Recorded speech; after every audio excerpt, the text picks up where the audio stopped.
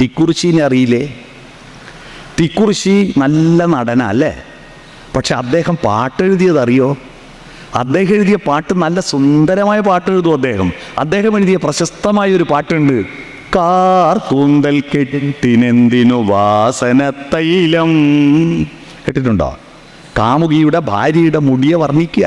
നിന്റെ മുടിക്ക് ഹെറോയിലൊന്നും പുരട്ടണ്ട, മുയിങ്ങുമണമൊന്നുമില്ല, നല്ല സുഗന്ധമുണ്ട് എന്ന് പറഞ്ഞിട്ട് വർണ്ണിച്ചതിന് ശേഷം കാമുകി അതെല്ലാം കേട്ട് സന്തോഷിച്ച് കാമുകന് സ്പെഷ്യൽ ഭക്ഷണമെല്ലാം ഉണ്ടാക്കി അതങ്ങ് വിളമ്പി ബിരിയാണീൻ്റെ കഷ്ണം എടുക്കുമ്പോൾ അതിൽ നിന്ന് വലിയുന്നു ഒരു മുടി. ആ മുടിയെടുത്തിട്ട് കാർ കൂന്തൽ കെട്ടിനെന്തിനെന്ന് പറയോ? ഇല്ല. തലേലെ മുടി തലേലെ ഭംഗിയുള്ളൂ, സ്ഥാനം മാറിയാൽ വൃത്തികേടാ.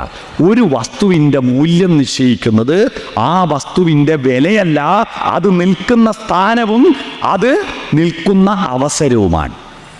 ഞാനിപ്പോൾ ഇവിടെ വരേണ്ട സമയത്തിന് 5 മണിക്ക് വരേണ്ടതിന് പകരം ഞാൻ 8 മണിക്ക് വന്നെങ്കിൽ എൻ്റെ മൂല്യം പോയോ? ഞാൻ കരുനാഗപ്പള്ളി വരുന്നതിന് പകരം ചാത്താൻകോട്ട പോയി നിന്നാൽ എൻ്റെ മൂല്യം പോയോ? അപ്പം ഞാൻ മൂല്യത്തോടെ ഇവിടെ നിൽക്കണമെങ്കിൽ ഈ സമയത്ത് ഈ സ്ഥലത്ത് ഞാൻ നിൽക്കണമല്ലോ, അപ്പോഴല്ലേ എനിക്ക് മൂല്യമുണ്ടാവുന്ന. ഇതുപോലെ ഓരോ വസ്തുവിനും വെക്കേണ്ട സ്ഥലം വെക്കേണ്ട പോലെ വെച്ചില്ലെങ്കിൽ അതിൻ്റെ മൂല്യം നഷ്ടപ്പെടും. ഈ പാഠം പഠിപ്പിക്കേണ്ട സ്ഥലമാണ് കുടുംബം.